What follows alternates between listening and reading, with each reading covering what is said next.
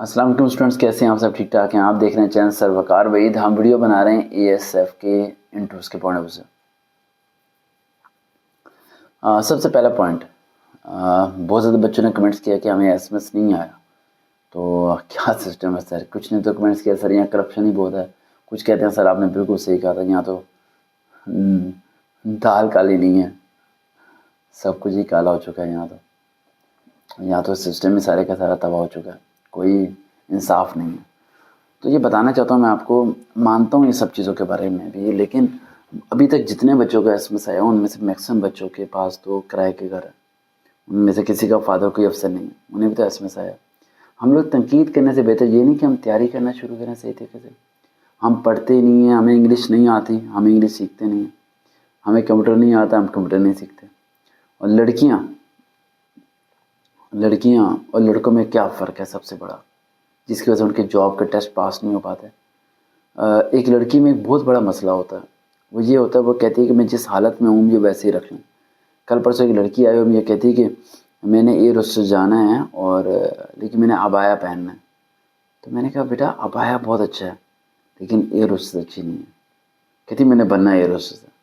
میں نے کہا یہ بات غلط ہے، یہ لڑکیوں کے اندر پوائنٹ غلط ہے۔ آپ جب بھی کسی، یا میں آپ کو یہ نہیں کہتا کہ عبایا مت پہنے، عبایا بہت اچھا ہے اور مجھے عبایا زیادہ اچھا لگتا ہے۔ ہر لڑکی کو عبایا میں ہونا چاہیے، پردے میں ہونا چاہیے، نقاب میں ہونا چاہیے، اس چیز کو میں بہت پریفر کرتا ہوں، آپ سے زیادہ پریفر کرتا ہوں۔ لیکن جب بھی میں کسی کی جاب کی تیاری کراتا ہوں لڑکی کو، تو اس سے پہلے ایک سوال لازمی کرتا ہوں، you are a girl, you know about that? وہ کہتی یس سر۔ میں کہتا ہوں فارگیٹ اباؤٹ اٹ، بھول جاؤ اس بات کو کہ تم ایک لڑکی ہو۔ جب تم نے نوکری کرنی ہے تو سب سے پہلا پوائنٹ یہ ہوتا ہے کہ تم اس بات کو بھولو کہ تم ایک لڑکی ہو۔ سمجھ آئی؟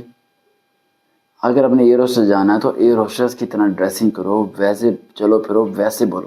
اگر اپنے ASF میں جانا ہے تو ASF کی طرح ڈریسنگ کرو، ASF کی طرح بولو، ASF کی طرح سمجھو۔ اگر اپنے ایئر فورس میں جانا ہے تو جس ادارے میں جس طرح جانا ہے ویسا روپ ڈالو، ویسا اپنے آپ کو تبدیل کرو۔ تم کہتے ہو کہ پوری دنیا تمہارے قدموں بیٹھ جائے اور تم جیسے ہو ویسے ہی چلے، ایسا نہیں ہونے والا۔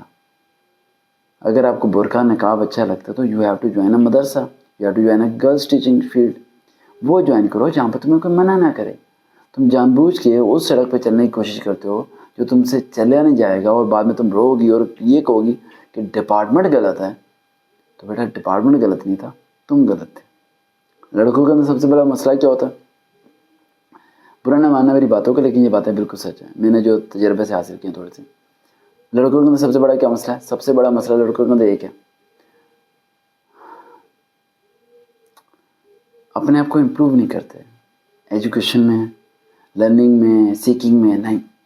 انگلش نہیں آتی، سیکھنی نہیں ہے، کمپیوٹر نہیں آتا، سیکھنا ہی نہیں ہے، جیسی حالت ہے ویسے ہی رہنا ہے۔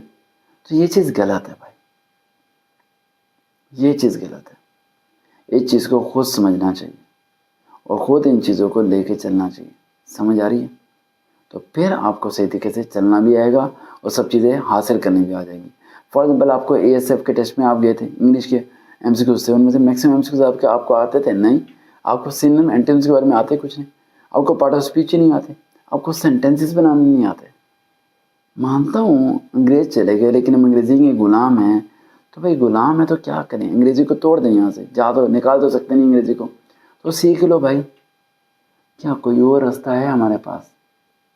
نہیں نا۔ جن بچوں کے ASF کا SMS نہیں آیا وہ 10 جگہ اپلائی کریں۔ بچوں کوشش جاری رکھو اور ابھی صبر رکھو، ابھی 10 دن تک SMS آتے رہیں گے، اللہ کرے تمہیں SMS آ جائے۔ اور کیا پتہ ہے SMS آنے کے بعد بھی، انٹرو کے بعد بھی تمہارا لسٹ میں نام نہ ہے، پھر کیا کرو گے؟ اللہ کا ہر حال میں شکر ادا کرو۔ سمجھ آ رہی میری بات؟ اور میرے سے ملاقات کرنے کی کوشش کرتے رہو، ایک نہ ایک دن ملاقات ہو جائے گی، ٹھیک ہے؟ سمجھ آ رہی ہے میری بات؟ جس دن ملاقات ہوگی اس دن میں تمہیں ایک راستہ بنا کے دوں گا ہر اسٹوڈنٹ کو، اسی راستے پہ چلنا اور اسے ادھر مت ہونا۔ اللہ نے چاہا تو تمہیں تمہارا مقام مل جائے گا انشاءاللہ۔